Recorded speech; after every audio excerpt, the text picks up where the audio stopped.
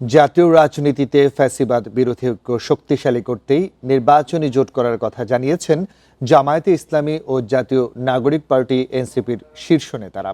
এই লড়াই অব্যাহত রাখার ঘোষণা দিয়ে তারা বলছেন, কোনোভাবেই অপশক্তিকে মাথা চড়া দেওয়ার সুযোগ দেওয়া হবে না।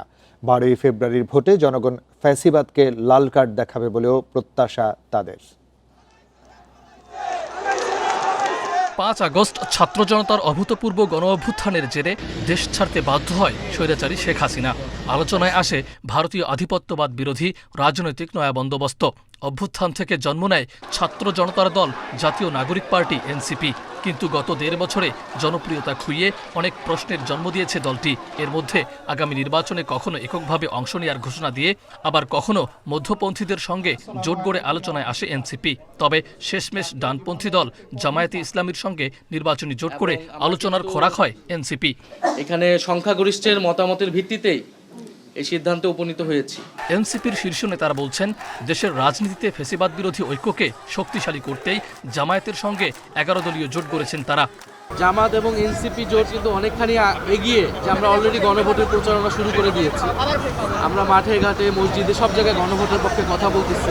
যেহেতু এখানে জামাত ইসলামও একটি সুশৃঙ্খল দল, ডিসিপ্লিন পার্টি, এবং এনসিপি নিজের মধ্যেও মোটামুটি একটা সিদ্ধান্ত নিয়ে এসেছে তারা নির্বাচন করবে, কোথায় করবে। ফলে এই ডিসিশন হওয়া মাত্র কিন্তু আমাদের আর কোনো ধরনের চ্যালেঞ্জ থাকবে না। যারা এলাকায় সন্ত্রাস করেছেন, চাঁদাবাজি করেছেন, এই প্রত্যেকটা আওয়ামী নেতা এবং তাদের যারা দোসর আছেন তাদেরকে আইনের আওতায় নিয়ে এসে আমরা বিচারের মুখোমুখি করার পক্ষপাতী।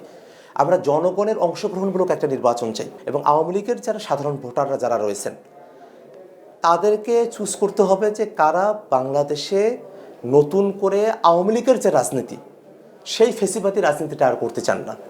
এনসিপিকে সাথে নিয়ে ফ্যাসিবাদের বিরুদ্ধে ঐক্যবদ্ধ লড়াই জারি রাখার ঘোষণা জামায়াতের। আগামী 12ই ফেব্রুয়ারি জনগণ ফ্যাসিবাদের দোসরদের লাল কার্ড দেখাবে বলে বিশ্বাস দলের শীর্ষ নেতাদের। কমপক্ষে 1,500 মানুষ তার হত্যা করেছে শুধুই আন্দোলনের সময়। এর আগে 16 বছরে তো আরো হাজার হাজার মানুষকে তারা হত্যা করেছে, গুম করেছে, ক্রসফায়ার দিয়েছে। আয়নাগর, যেটা জঘন্য মানব জাতির ইতিহাসের একটা জঘন্য কাজ তারা করেছে গিয়ে। প্রায় 30,000-এর মতো মানুষকে আহত করেছে, পঙ্গু করেছে, চুপ আনা হয়েছে গিয়ে, দেশের সম্পদ লুটপাট করেছে।